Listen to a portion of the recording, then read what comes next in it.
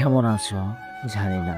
হয়তো নিজের মতো করে ভালোই আছো, কিংবা আমার মতোই কোনো এক স্মৃতির সাগরে রোজ ডুবে যাচ্ছ।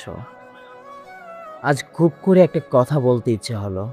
তোমাকে ছাড়া বেঁচে থাকাটা যে কতটা কষ্টের, তা প্রতিদিন, প্রতিটা মুহূর্তে আমি টের পাচ্ছি। লোকে বলে মানুষ নাকি সময়ের সাথে সাথে সব ভুলে যায়, সব কষ্ট নাকি সয়ে যায়। কিন্তু বিশ্বাস করো, তোমার চলে যাওয়ার পর থেকে আমার সময় যেন এক জায়গায় তনকে দাঁড়িয়ে আছে। চারপাশের সবকিছু আগের মতোই চলছে। মানুষ হাসছে, গল্প করছে, ব্যস্ততায় দিন কাটছে।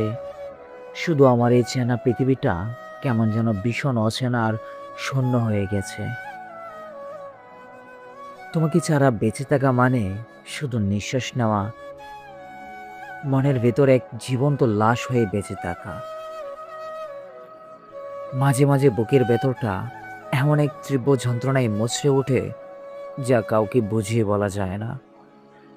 ঘরের কোণে, রাস্তার মোড়ে, কিংবা বিকেলের ওই হালকা বাতাসে সবখানেই শুধু তোমার উপস্থিতি টের পাই।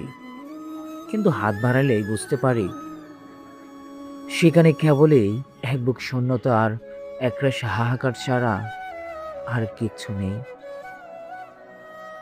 সবচেয়ে বেশি কষ্ট হয় কখন জানো? যখন কোনো আনন্দের মুহূর্তেও মনটা কেঁদে ওঠে এই ভেবেছে, আজ তুমি যদি আমার পাশে থাকতে। তোমার ওই মিষ্টি হাসি, তোমার ওই আলতো বকুনি, আজ সেসব কেবলই দূর অতীতের এক ধূসর স্মৃতি। সেই স্মৃতিগুলো হাতড়ের আমার দিন কাটে, রাত কাটে। বেঁচে তো আছি, সবাই দেখছে আমি হাসছি, চলছি, ফিরছি। কিন্তু এই বেঁচে থাকার মাঝে কোনো প্রাণ নেই, কোনো সার্থকতা নেই। তুমি ছাড়া আমার এই জীবনটা যেন এক দিগন্তহীন মরুভূমি, যেখানে তৃষ্ণা আছে কিন্তু জল নেই।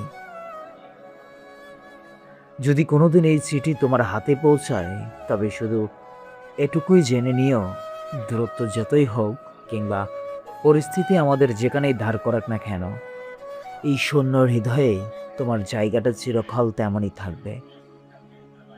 তোমাকে ছাড়া বেঁচে থাকার এই কষ্টটা নিয়েই হয়তো আমাকে বাকিটা পথ হেঁটে যেতে হবে।